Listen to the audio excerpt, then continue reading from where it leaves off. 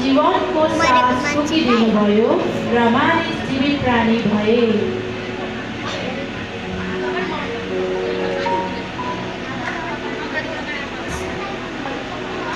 यस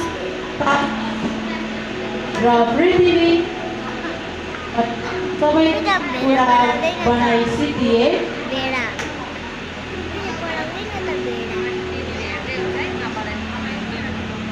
यसरी आकाश मण्डल र पृथ्वी र तिनमा भएका सबै कुरा बनाइ सिद्धिए। आफूले गर्नुभएका काम 6औं दिनमा परमेश्वरले सिद्ध्याउनुभयो र 7औं दिनमा आफूले गर्नुभएका सबै कामबाट उहाँले विश्राम लिनुभयो।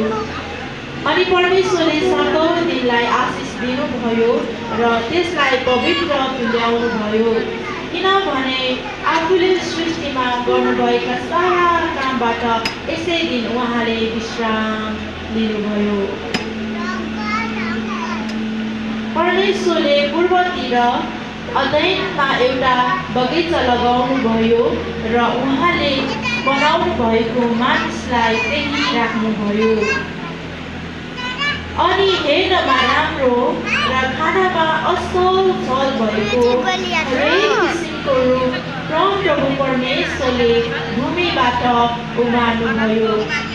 उहाँले बगैँचाको बिचमा जीवनको रुख र असल र खराबको ज्ञान दिने रुख पनि लगाउनुभयो। प्रभु परमेश्वरले मानिसलाई अदैनको बगैँचामा लानुभई त्यसको गोडगाड र हेरचाह गर्न राख्नुभयो। अनि उहाँले मानिसलाई यो आज्ञा दिनुभयो, बगैँचाका सबै रुखका फल तैँले सन्तोष नमानी खाए हुन्छ, तर असल र खराबको ज्ञान दिने रुखको फल चाहिँ नखानु, किनभने जुन दिन तैँले त्यो खान्छस् त निश्चय नै मर्नेछस्।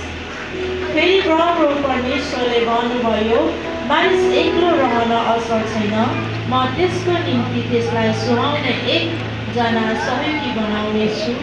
प्रभुले सबै वन पशु र आकाशका सबै पक्षीहरू भूमिबाट बनाएर मानिसले के नाउँ राख्दो रहेछ भनी हेर्न तिनीहरूलाई मानिस कहाँ ल्याउनुभयो।